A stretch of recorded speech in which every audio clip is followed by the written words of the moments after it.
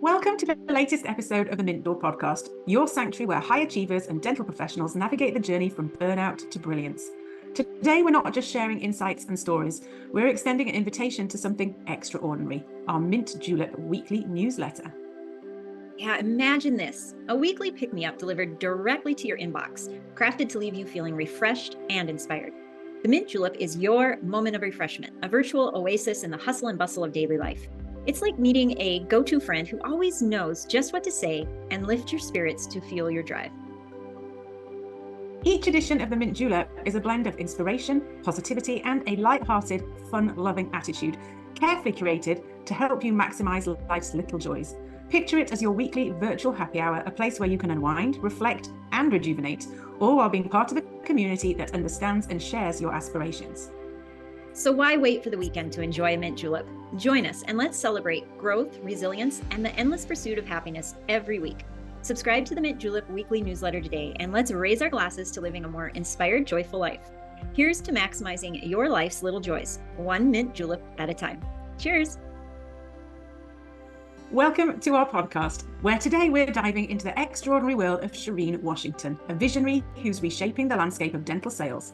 From her early days as a cognitive behavioral therapist to her meteoric rise as a multi-million-dollar sales coach, Sherrine's creation, the R.E.A.L Talk Selling System, has not just broken records with over $60 million in sales, but fundamentally changed how dental treatments are sold, enabling dentists to close cases on day one, paid in full.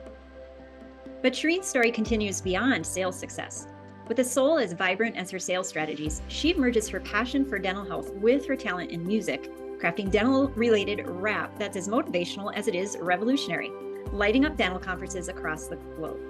Beyond the numbers and the beats, Sherrine is on a mission to blend creativity with well-being as well, using her skills as a labyrinth facilitator to guide others in walking meditation, enriching both their professional and personal lives. Join us as we explore how Sherrine's unique blend of sales acumen, musical creativity, and commitment to soulful practices transforms dental sales and inspires sales professionals and high achievers everywhere to find balance and success. Get inspired to become a revenue-generating powerhouse with a touch of creativity and soul. Hey everyone, welcome to the Mint Door podcast, where we are just thrilled to bring to you today Sherrine Washington. Sherrine, thank you so much for being here. And I just have to say, your background rocks. Well, thank you. It's a new edition, something I kind of had going on for the new year. I thought I'm going to do something a little bit different. So thank you. Yeah, it's beautiful. I love it.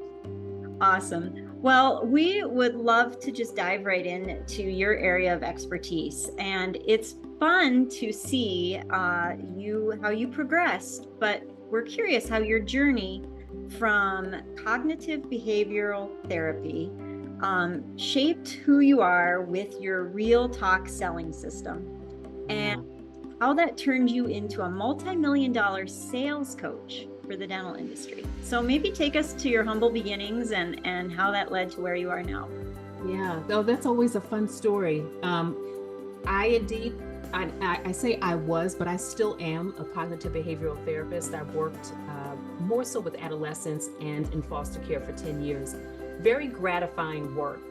But prior to me going to grad school, I had always been in sales all my life. So 28 years in the sales game, it was something I was always great at. And I had reached a point as a therapist that I thought, while this is something I love, unfortunately, it's not always financially rewarding. And even though I had had tons of student loans, I surprised my husband and said, you know what, I think I want to go back to sales. And he was like, what's wrong with her? It's like, listen, this is what I want to do. And so I worked in different consultative sales arenas. I sold real estate, I sold facelifts, and then my career in dentistry took shape. And I was a top producer at Clear Choice for almost 6 years. And even when I worked there, and it was an amazing opportunity and experience for me, I always tell people I was a little bit of a disruptor in that they taught me some basics and how to sell their way, but I always had my own way of interacting with patients. And unbeknownst to me, I was using R.E.A.L Talk Selling at that time, and I didn't even know it.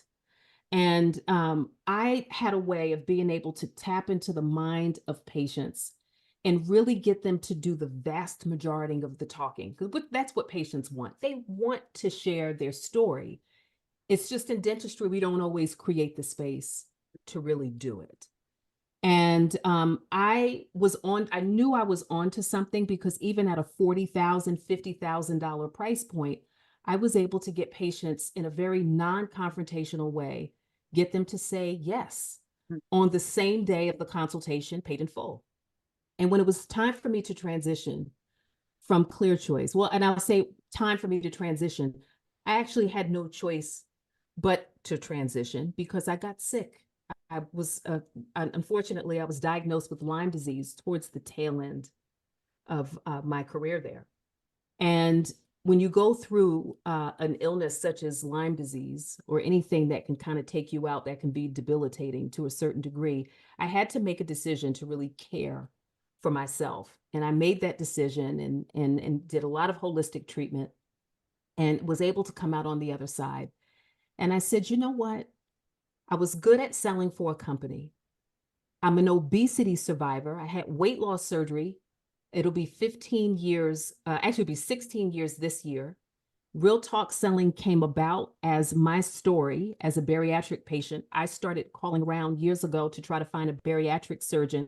And I did what a lot of dental team members do, not team members, excuse me. I do what a lot of patients do when they call the dentist, they're looking for a doctor. I called around trying to find a bariatric surgeon. And all I heard when I called around was, you need to come in for a consultation. You need to come in for a consultation. To make a long story short, R.E.A.L Talk Selling came about, and I refined my sales process by looking at my story. I was on the phone with a front office coordinator who convinced me to fly all the way 1,000 miles to Oklahoma to have weight loss surgery. At the time that I was on the phone with her, I had no idea that was where she was. And she convinced me to hop on a plane, have weight loss surgery. I lost 115 pounds. I kept the weight off. And I took my story as a bariatric patient, my clinical background as a therapist, weaved the two together, created R.E.A.L Talk Selling, and launched my business after I healed from Lyme disease. And so it's one of those things, it's a comeback story, right? So you can look at trials and tribulations in your life, and you can take it and you can turn lemons into lemonade, as they say.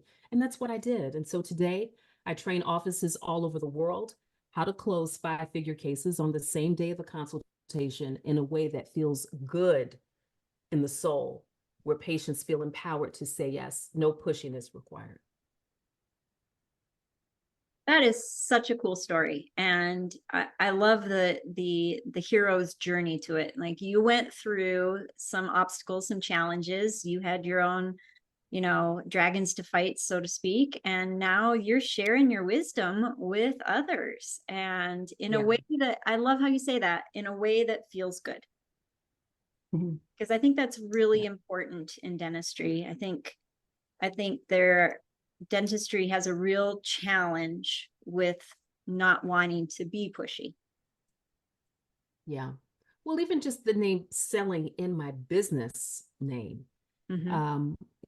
Sometimes dentists they think, oh, but I'm not in sales. But the reality is, every business has a selling component. There's really no way to escape it. It's just how we look at it and how we frame it. We are selling dentistry, and we're there to change lives. We're in the business of healing. But if we do it in a way that patients feel that it is more of a collaboration, that's how I train, is that it shouldn't even really feel like, a sterile environment where there's a desk and we got 2 chairs here, and as the treatment coordinator, I'm sitting on the opposite side. It should really feel like an all hands on deck approach, where it's like, okay, you have a challenge. We have a solution. We know that it's an investment, but we're here to put pen to paper to make treatment financially comfortable for you. So let's figure out a way to make it happen. And so I take the fear out of selling. And it's actually one of the first questions I ask to anyone who I train is, real talk, full transparency. Does the word sales scare you? And you'd be surprised at the number of people that are like, yeah, it does. So I've got to do some mindset work before we even jump into the actual training on the curriculum. That's everything that you say is just, I'm sure it's to Laura as well, music to our ears, because we feel the same way. we would hate to be thought of as salespeople. So when you can do something and it makes you feel good, it makes the person you're working with feel good, it's just a win-win always round. Now, when we did your introduction, we dropped a little clue that you have a special talent, skill of performing rap. Yeah. Specifically some dental related rap. And we were interested if you could share how your unique blend of creating and performing rap songs contributes to the effectiveness of motivating sales professionals and impacting dental conferences around the globe. Yeah, it's so interesting because I've had people ask me, because I was at the a conference, the Dental Nachos and Grits conference this past weekend, and I did perform before I trained on stage. And people ask like, well, Sherrine, where did this come from? Like, how long have you been rapping? And quite honestly, I in 2021, I thought, it'd be kind of cool to like write a rap song and perform it. I'll go ahead and do it. And it was one of those things that I just thought, I've been through so much in my life, and I've learned to lean into my edge in life that I'm not afraid to try things. And it resonated. That was the one thing that I wasn't really fearful of, that people would think, what's wrong with her? I just kind of thought the creative juices are flowing. I'm going to write a song. I'm going to have somebody record a video, and 5 songs later, people enjoy it. And I think, when I go to an office and I train on site and I can get the doctor to like let his or her hair down, and during morning huddle, I'm rapping with them and people are dancing, like it takes the edge off of what we do, because we should have fun.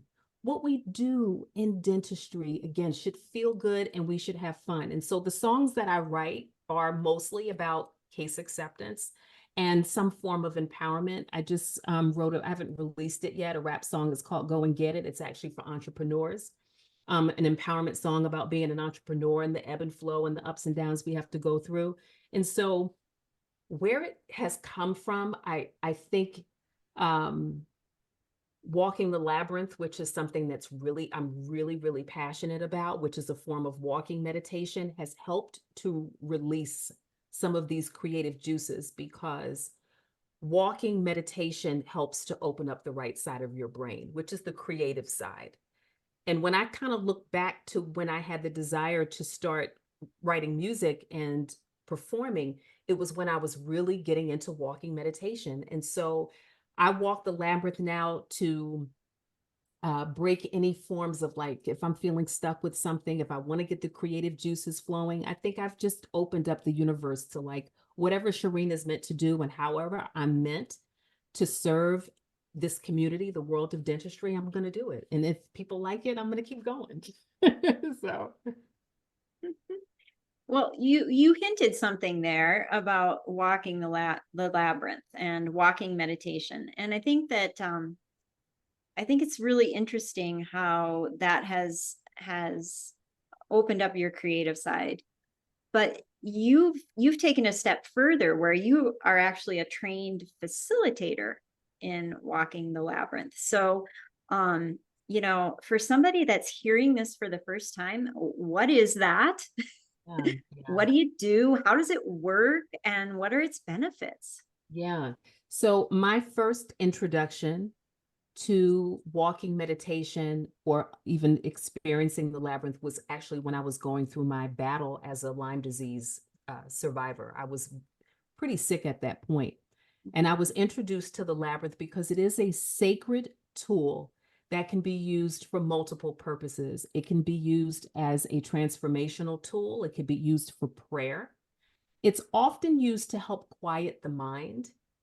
So for me, I've tried traditional meditation. I've tried yoga, and I've tried sitting and quieting my mind and relaxing.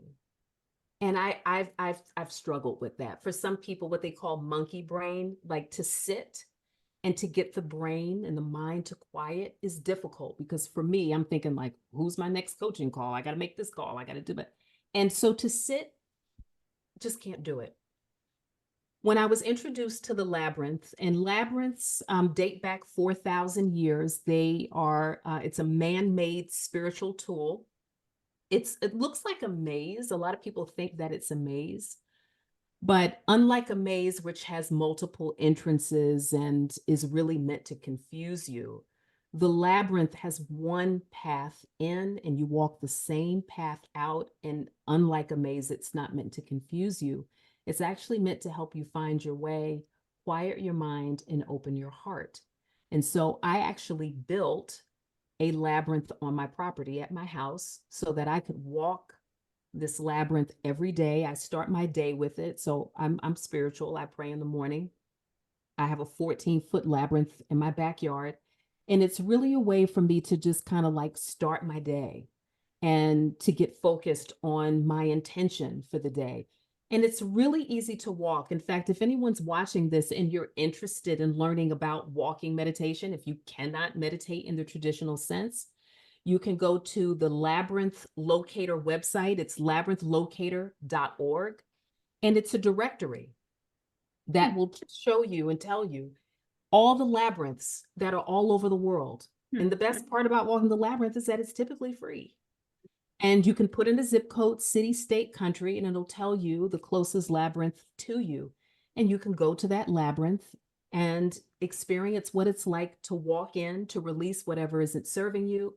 You walk to the center of the labyrinth. For some people, they pray, they have solitude, they have moments of silence. And then when you're done in the center, you walk the same way you came in, you walk it out. It is truly transformational. And I hosted 2 labyrinth walks within the past 2 weeks. And the feedback that I got, I mean, you're talking grown men getting very emotional, crying. And I had several people, they experienced, they'd had some folks that had passed over in their lives, had crossed over to the other side. They were able to experience feeling free and at rest and at peace with who had crossed over. It can be used for so many things. And so if you can't tell, I'm extremely powerful, passionate about it. I'm actually getting my advanced level certification at the end of this month so I can start training folks on being labyrinth facilitators if it's a passion of theirs. So, yeah. That is really fabulous. Yeah. And I bet like with the high pressure world of dentistry, this really just is a nice piece to diffuse some of that high pressure or to center yourself before a high pressure day. Oh, absolutely. Absolutely.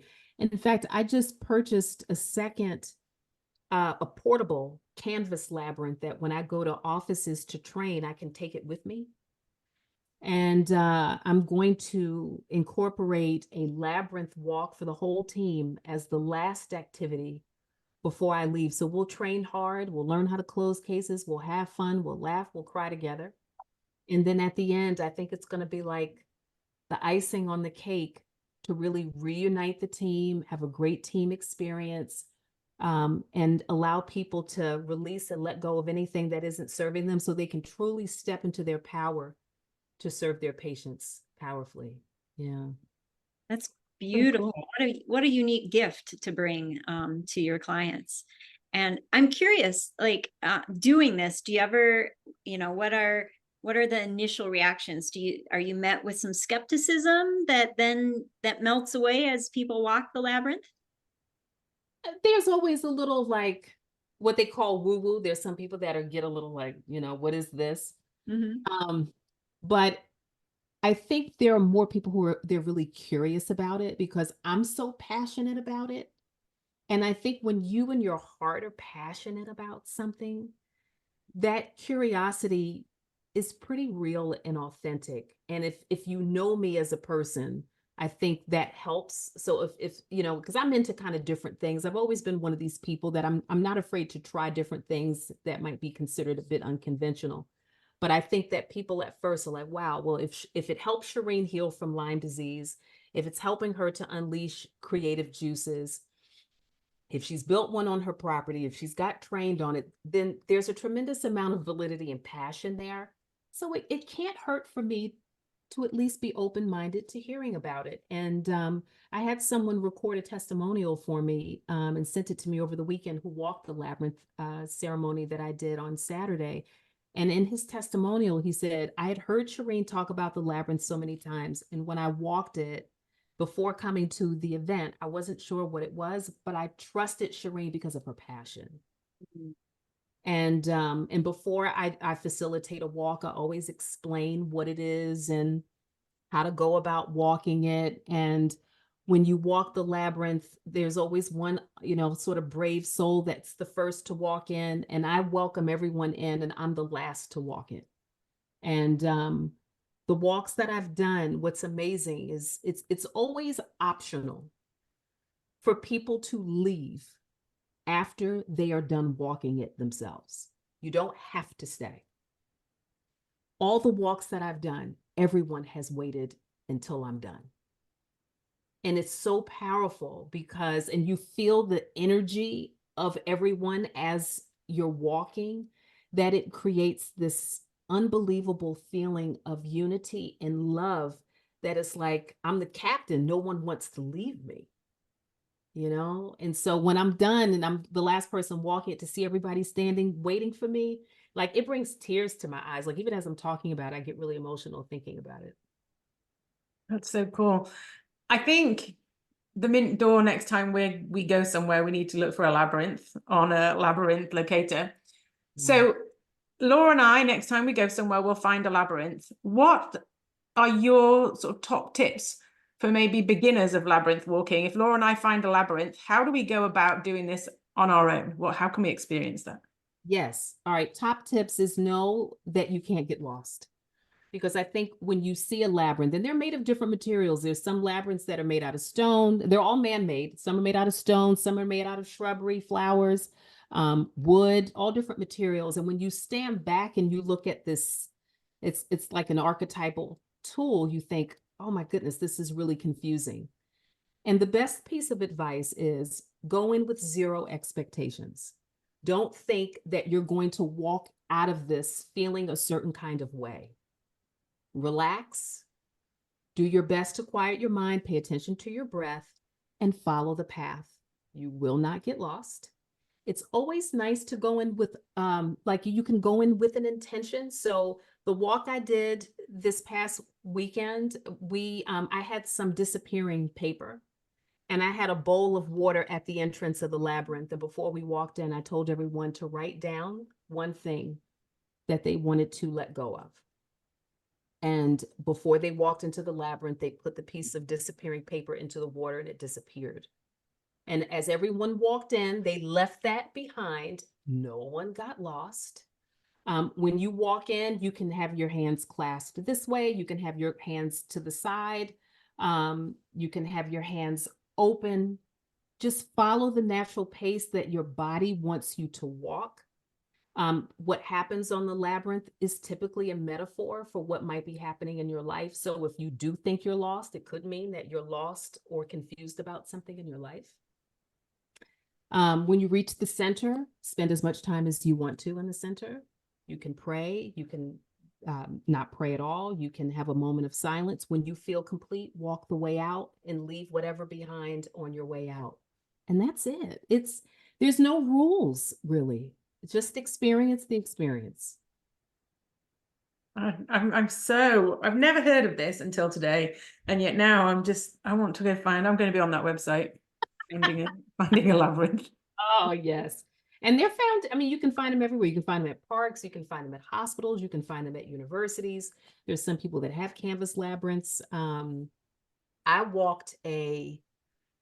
went to France this past September. As a pilgrim. I went on a pilgrimage to Chartres Cathedral to walk the most famous labyrinth in the world. It was built in 1200. And this is a labyrinth that people had been healed on in the past. And so at the time that I went in September, and when I tell you this was the most powerful, I felt like I was in a movie because it was beautifully lit. It was in the evening inside, and they had a live orchestra singing in French. And I was like, is this really happening right now? Right? So the topography of the land in Chartres, France, you know, the cobblestone streets. And one of the things Lyme disease has done to me is it wreaked havoc on my joints. And so I've needed to get my hip replaced for years. So I was in so much pain. I get up to the labyrinth and I was using a cane. In my left ear, I heard a voice, Sherrine, put the cane down. You don't need it. I got you here. No joke. I heard this voice. I got out of the line. I was supposed to go in and people are looking at me like, what is Sherrine doing? I put the cane down, walked into the labyrinth in complete agonizing pain. Got to the center of the labyrinth. I had an emotional rush. I was very emotional. Walked the same path out, no pain. I have had zero pain since September. I no longer need a hip replacement. And I've heard people say that they've been healed before and always thought, whatever. But I will tell you, I experienced healing walking that labyrinth in France. And so miracles can occur. And it's not to say it's going to happen to everybody, but it happened to me. It happened to me. So yeah, it's just an amazing experience. Yeah. Thank you for sharing that with us. That's a beautiful story. Yeah. Mm. And I think, you know, when you say, you know, miracles, like, I think there's so many different miracles, like, you know, and sometimes we don't open our eyes to what those, you know, like that's an obvious miracle, right? But Yes. there's so many that are more subtle. Yes. Yes. And I believe, you know, if you listen, you have to be willing to listen for it, right? You know, you have to be able to, you know, listen, because sometimes we don't want to believe or, you know, spiritually, we may not necessarily be in a place to be open to hearing. But I'm very intuitive and I'm very in tune with that. So this might be borderline woo-woo for some people, but you're gonna have to ride this wave with me. I just believe when you're confident within yourself and your higher power, whoever, the divine, whoever, I'm in a really good place with that. And I'm a believer. Years ago, I probably wouldn't have been, but I have a testimony, so I'm happy to share it. It's just so, there's just so much and so many facets to who you are and the things that you're doing. And to bring it back to, you know, where we started our conversation off about, you know, we were talking about dentistry, but we've gone on an amazing journey today. And I've loved this conversation. But you have a new coaching course for people at the moment, which is case acceptance for the whole team. Yeah. So could you share with us a little bit about that and what it involves? Yeah. So I can help dentists in a number of different ways. I have some clients, they want me to come to them and train them on site. And then I have some clients that are like, nope, Sherrine, I don't think we need you on site, but we love the option of having a course curriculum, an online course or a custom branded online university, and the ability to work with you virtually where you can coach me live. And I've created 8 online courses. The course that I am offering right now, I think, is my absolute favorite. And for several reasons. It's called the Rapid Revenue Accelerator. And the reason why this one is probably my favorite course is because I designed this for the entire team to embrace case acceptance. So even if a dental assistant or a hygienist or even someone who might be a scheduling coordinator doesn't necessarily have robust financial conversations with the patient, it's very important that the entire team be in alignment and at least know what is involved and who is involved to be able to close cases. And so I'm a DISC certified trainer, so I'm really huge on training everyone in the office to understand how to speak a patient's love language. You should know if you're talking to a dominant or an influencer or a steadiness or a conscientious patient. And in this course, I break it down in very easy micro content because I know it's hard for people to pay attention. But there's 14 training modules. The whole team is invited to participate. I also offer, included in this course, implementation/accountability sessions. So even though it's self-paced, you have me along with you throughout this journey. And I created it because I was tired of dentists calling me and saying, Sherrine, I'm upset because I have somebody that I wanted to train, but they're gone now.